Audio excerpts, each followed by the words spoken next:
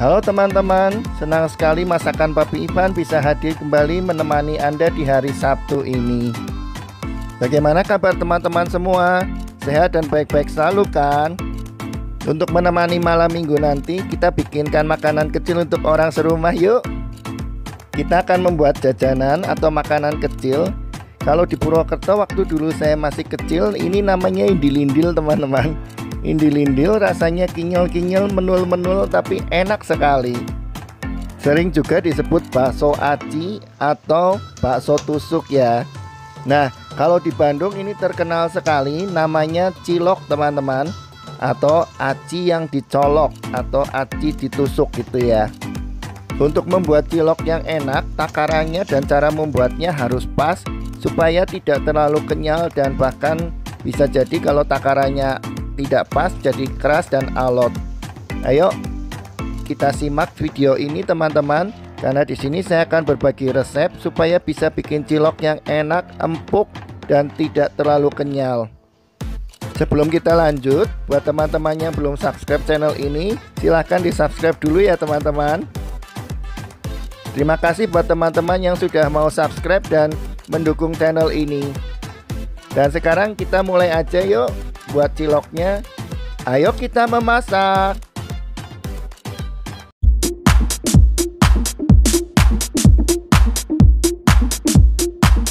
Sebelum kita mulai membuat cilok, kita perlu siapkan dahulu bahan-bahannya ya teman-teman. Nah, ini bahan-bahannya sudah saya siapkan. Tetelan atau daging sapi yang kita perlukan sudah saya cincang dan saya rebus ya. Kemudian bawang dan bawang putihnya juga sudah saya potong-potong dan saya haluskan. Ini sudah saya catatkan takaran-takarannya ya teman-teman. Oh ya, 1 liter air itu digunakan untuk merebus tetelannya ya teman-teman. Kira-kira sampai setengah empuk lah atau sampai empuk.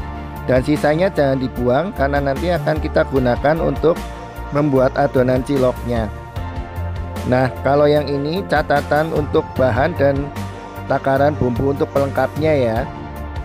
Untuk membuat bumbu kacangnya, haluskan kacang tanah dan campur dengan semua bahan yang sudah saya tulis, kecuali kecap manis dan saus sambelnya ya teman-teman.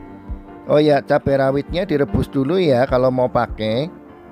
Setelah semua bahan siap, kita mulai yuk buat ciloknya.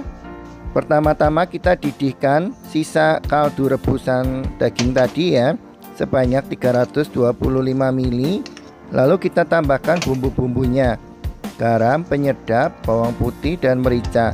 Kita rebus sampai mendidih ya teman-teman. Setelah mendidih bisa kita matikan apinya. Nanti akan kita tuangkan ke dalam campuran tepung terigu dan tapioka yang juga sudah kita beri potongan daun bawang. Nah, tepung tapioka dan terigu kita campur rata.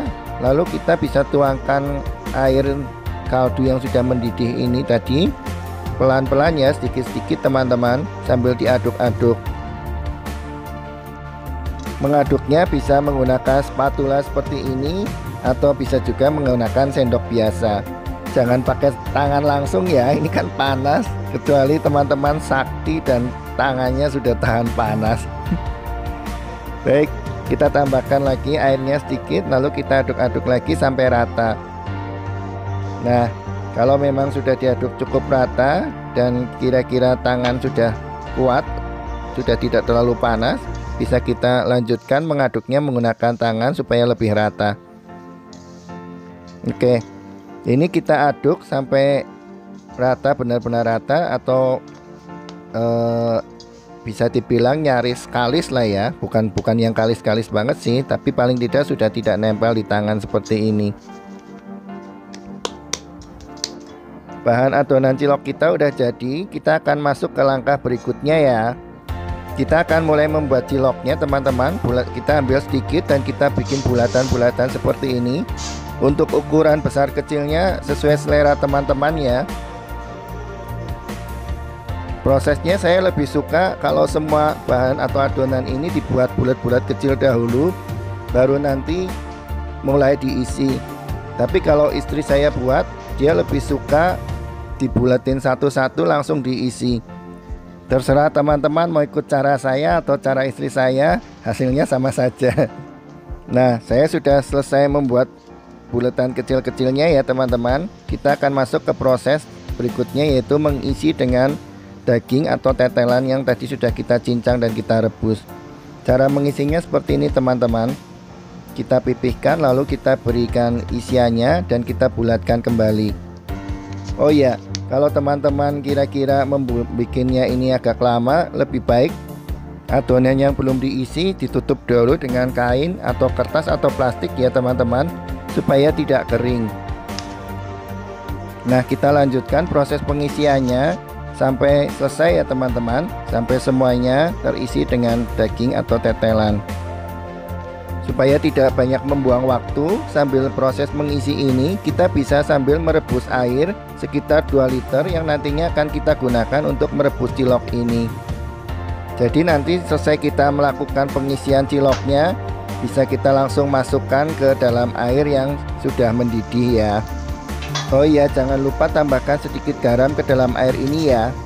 Nah, ini kebetulan airnya sudah mendidih dan sudah selesai kita pengisiannya. Kita bisa masukkan ciloknya dan kita mulai rebus. Merebusnya harus di air yang sudah mendidih ya teman-teman, baru kita masukkan ciloknya. Cilok ini kita rebus sampai matang ya teman-teman, sampai dia mengapung, dan kita biarkan dahulu beberapa saat sampai benar-benar matang.